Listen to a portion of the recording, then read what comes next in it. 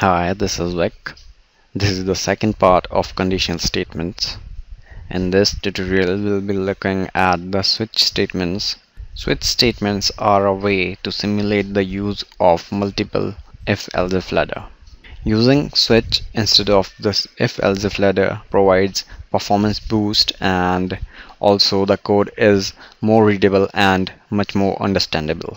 Now let's have an example in which we have to check if a given character is a vowel or a consonant. So let's take our char.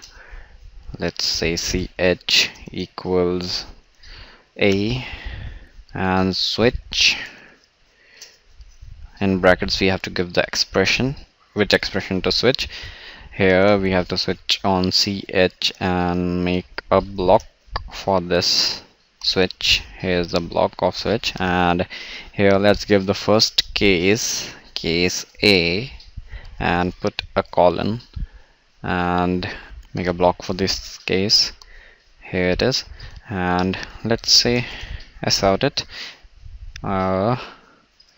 It is a vowel. Now let me first tell you what this code contains.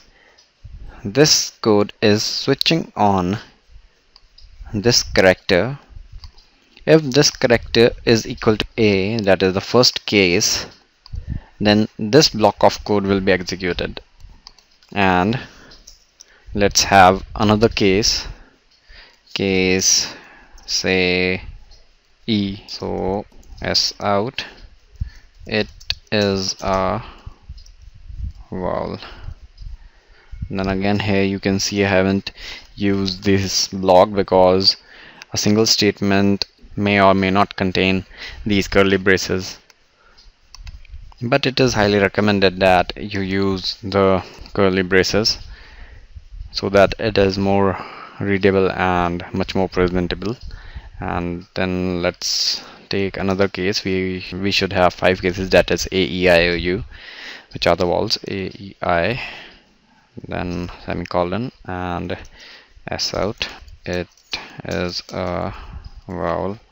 For next two, let me copy paste it, copy and paste, and again paste. So this is a, I, and this is o, and this is for u. Alt Shift F to properly format these. And so here you can see we have all the vowels that we need. Now what if a letter that we have entered is a consonant?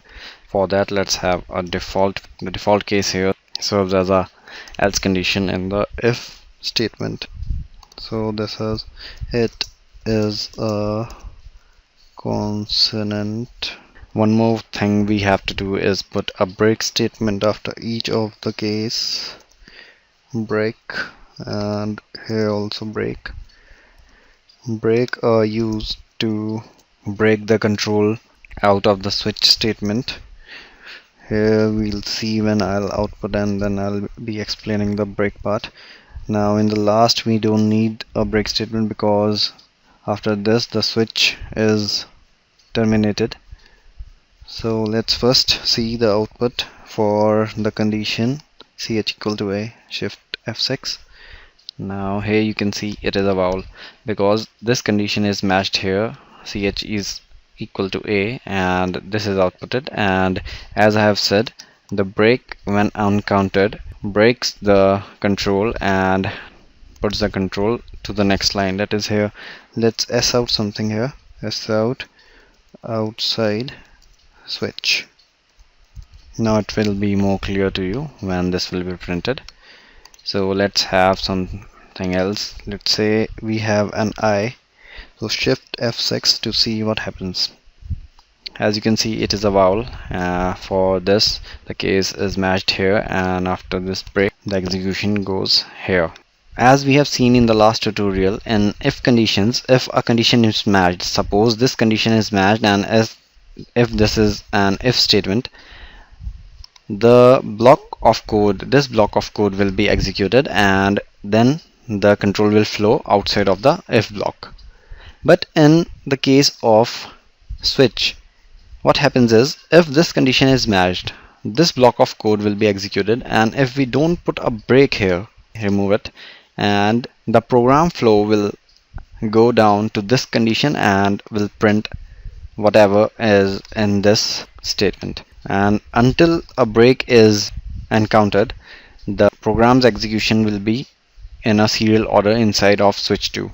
So let's remove some of the breaks here and here also. First make it ch equal the sign a value a here so that it will be more clear. Shift F6, and here you can see the first it is a vowel is printed, then the break condition is not encountered, then it goes to the second case and it is a vowel of second case is printed, then again a break is not encountered here, and again a third one is printed, and since a break is found, it goes outside of the switch. That is this part. So it may depend on your code to put a break or not, but in most of the cases a break should be present. So let's change the code back to the previous one and let's have a break in all the cases and run the code for a consonant.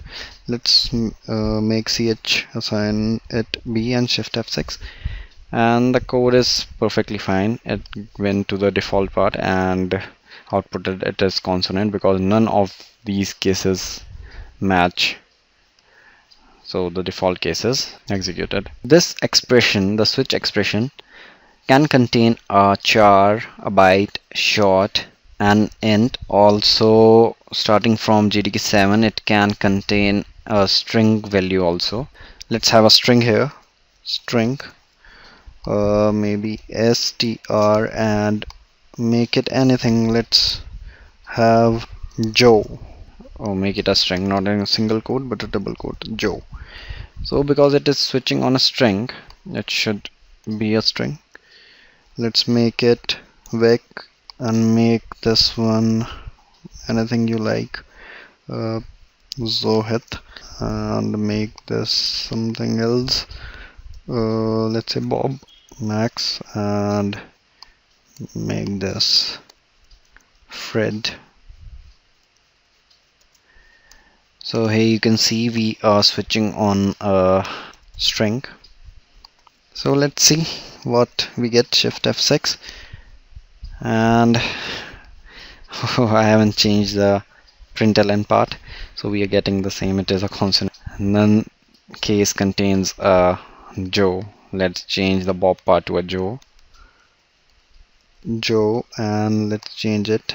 It is Joe. Now it is Zohit, and it is Vic, it is Max, and it is Fred, and let's make it is no one. So now let's shift F6 and we get it is Joe, and outside of the switch. We can have a switch inside of a switch. That is, in this case we want a switch on something. Let's say we have an int and cell equals, let's say 10,000. So if we want to switch here, let's say switch it for cell. So this is absolutely right here. We can have a block of code. Let's have cases that have a int. So let's have a case 2000, anything you like, and s out sal equals 2000, and let's have a break here, break, and again a case, make it 10,000 only to shorten the code, and s out here sal equals 10,000, sorry, 10,000, and there's no need to use an default part because this is an example and I'm just showing how to use a switch inside of a switch. So let's have shift F6 Oh, I didn't change the name because it is not switching on Wick. So let's make it Wick. Now you'll see what happens if we are using nested. So what happened here, it went inside Wick and switched on Sal. Sal is 10,000. So this is printed. This is printed, and then it encountered the break, and as you can see, it went outside the switch. Now what if we are not using a break here and only using a break here? What will happen is, let's shift F6, let me show you. This will break, and as there is no break in this case will execute, and when the break is encountered, it will move out of the switch statement, as you can see here. So we have to put a break in every case. This is all good, and shift F6 and we are getting the right result, and that is Sal equal to 10,000. These conditional statements, the if and the switch conditions, will come in use quite extensively, so you should practice some examples on if and switch. So I'll be giving those examples as assignments in my website, that is firstlearner.com. You may get them from there and start practicing at your home using NetBeans. So this is all for this tutorial, and next we'll be looking at the loop part. So this is all for the tutorial, and see you next time.